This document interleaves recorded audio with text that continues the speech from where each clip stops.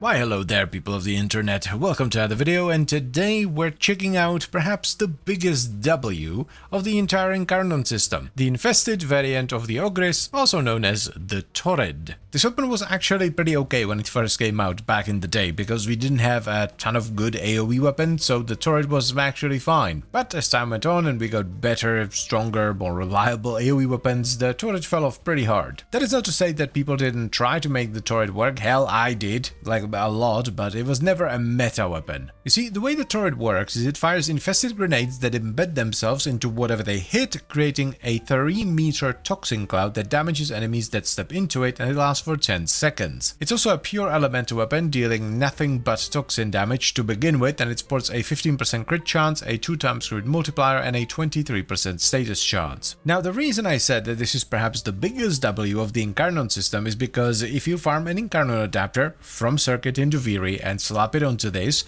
it essentially turns the weapon into a toxin-based Amprex, turning a fairly niche biolab weapon that doesn't have enough lot of use into an absolute monster. And I think that's enough talking, so let's give it a shot, shall we? I think we're gonna try Commodore's Fortune. Survivor's Edge gives you a nice balance of crit and status, so we do lose some status, but 35% base crit and it's 49 for the Incarnon is really good. This is definitely not the meta way of building it, but I want to try it with Primary Blight, which is effectively Frostbite but for Toxin. So whenever you proc Toxin, you get crit damage and multi-shot. Let's get some basic stuff. Serration for damage, Galvanized Chamber for multi-shot. I don't think you can run Cannonade because of the Incarnon. Cannon, nope. Sad times. Bit of a polarity shuffle in here. Something, no, let's move you here as well. I want to do critical delay. Let's also get Vital Sense in there. If the crit isn't enough, we get 105, 147, that's actually decent. We can run scope, but I really don't want to have to go for headshots with this. Aptitude for the status and Gandhi overload, and then we do primed cryo rounds and what is it called? Blast. Thermite rounds, there we go, for blast. That way we keep toxin for blight. This should be fine. Oh man, I forgot how fast this thing builds the Incarnon. It is almost instant. And then we get the Beamage. Oh yeah, now that's that's really good actually. We're still missing a mod. The single target is a little bit weaker, not much though. Ooh, that is a good start. We're actually gonna reform one of the V's into a D. Slap that underneath Primed Cryo Rounds, like so. Top it off with Elementalist, which will affect both Blast and Toxin procs. Lovely. Oh dude, that's looking good. That ain't too bad at all. And we have 0 armor strip right now. No Harrowed. Yeah, that's good. That is very good.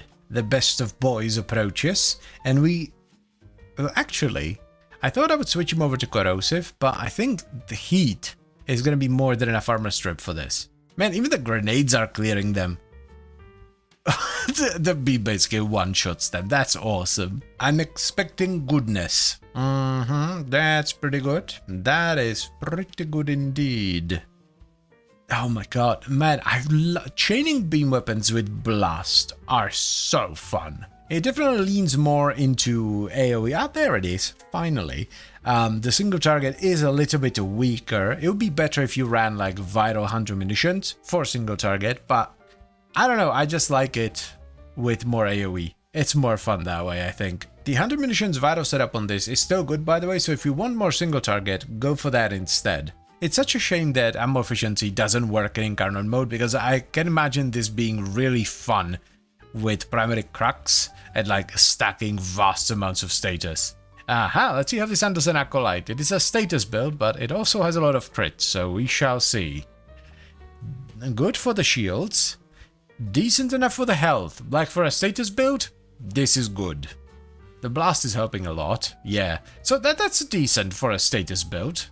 Extraordinary first run. I'm actually very happy with how this feels. I thought I would have to do some tweaks, maybe, but this actually feels nice. I'm actually really glad we didn't go for scope with this one, because you can totally do it, and you're gonna get more crit, you're not gonna gimp your fire rate, like with crit delay, but I don't think it fits the weapon very well. I just don't want to be aiming down sights with it, because In Incarnon mode, you don't actually get any extra zoom, so you're basically just like moving slower, and I don't know, I don't like it. The ideal way to deal with the crit thing would actually be to just run a Riven with like a massive crit chance, but we don't do that around these here parts. Who's it gonna be? Is it Malise? My dude? It is Torment, hello. Okay, let's actually try to keep some enemies alive and like cleave it with the blast and all that. Confusing teleports, all of them died anyway. That is... Okay, that was like thrice as much damage as last time, which leads me to believe that either something fell off, some of my buffs fell off, or the Acolyte wasn't primed last time.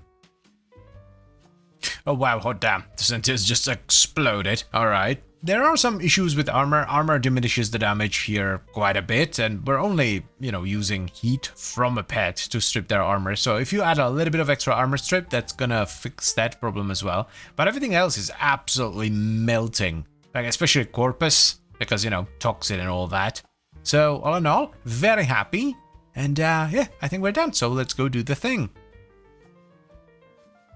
First things first, we have the evolution. So we start off with Final Fusillade just for the base damage. The multi-shot one doesn't really matter here. Then we have Swift Deliverance for faster projectile speed, which makes it easier to stack Incarnon. And we top it off with Commodore's Fortune for a ton of base crit. You can definitely play with Survivor's Edge on this one as well. You will lose a bit of crit, but you will gain far more status. Now, the actual setup here is somewhat centered around the primary Blight Arcane, which gives you crit damage and multi-shot whenever you put Toxin. So we needed to make sure we didn't combine the base Toxin into either Viral, Corrosive, or Gas. So we ran Serration for base damage, Galvanized Chamber for multi-shot, Critical Delay, or if you don't mind going for headshots and aiming down sights, you can run Galvanized Scope as well for crit chance, Vital Sense for crit damage, then Galvanized Aptitude for status chance and condition overload, Rifle Elementalist for status damage, and we top it off with primed Crow rounds and Thermite rounds for a ton of blast. Now if you really want to min-max this, I would also recommend you run Vigilante Supplies, unranked is fine, in the Exiles just for the set bonus. You don't need the ammo mutation because you're going to be spending most of your time in Incarnon mode. And finally, a solid priming pet is always a good idea. I have Good Boy Harold, which helps me prime Cold, Viral, Puncture, Impact, Heat, Radiation, and Magnetic. This, on top of the actual effects of the status effects themselves, adds a ton of extra damage to the weapon via Condition Overload. This is a pretty interesting way of building the Incarnon Torid. I think most people go for the 100 munitions Viral route because it just makes a lot of sense. You already have Toxin in there, so you can save a mod sword when modding for Viral and so forth. But there's something magical about just going, you know what, screw it, I'm going balls to the wall AoE, I'm just gonna lean into the strengths of the weapon, and I don't care that it has slightly weaker single target. And I'm going to recommend you give it a shot as well. It's really fun. And as always guys, I thank you very much for watching, and I hope you've enjoyed the video. Then I would also like to extend a special thank you to all the channel members. Thank you very much guys, I really appreciate your support, it means a lot to me. And I'll see you next time. Bye bye.